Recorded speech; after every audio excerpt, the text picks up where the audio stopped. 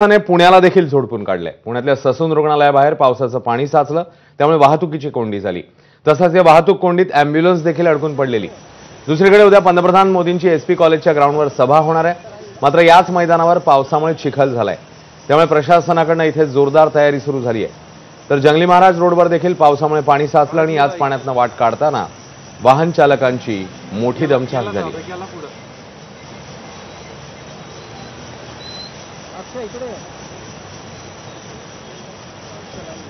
दरम्यान पंतप्रधान मोदींची उद्या पुण्यामध्ये ज्या ठिकाणी सभा होणार आहे त्या एसपी कॉलेजच्या मैदानावर सध्या युद्ध पातळीवर काम सुरू आहे। पुण्यामध्ये मुसळधार पावसानंतर या मैदानावर अक्षरशः चिखल झालाय। सध्या काय परिस्थिती आढावा घेण्यासाठी स्वतः उपमुख्यमंत्री अजित पवार पोहोचले आणि याच एसपी कॉलेजच्या मैदानावरून आमच्या प्रतिनिधींनीही आढावा घेतला। बघूया। पंतप्रधान नरेंद्र मोदी पुणे दौऱ्यावर येत आहेत।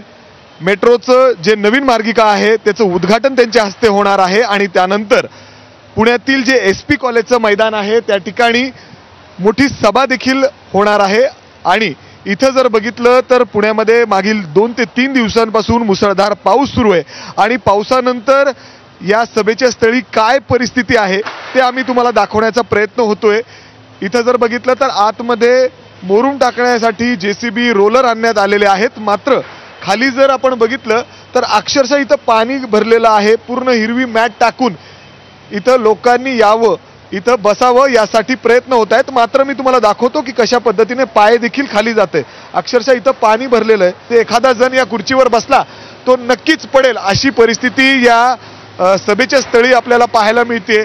मात्र अजून सुद्धा प्रशासनाकडून इथं युद्ध पातळीवर काम सुरू आहे। परंतु जर आपण बघितलं तर अशा पद्धतीने पुण्यामध्ये मुसळधार पाऊस सुरू आहे आणि त्यामुळे ज्या ठिकाणी पंतप्रधान नरेंद्र मोदी यांची सभा होणार आहे त्या ठिकाणी अनेक मोठ्या अडचणी समोर येत आहेत। कॅमेरामॅन अमोल गवाळेसह मी मिकी घई, एबीपी माझा।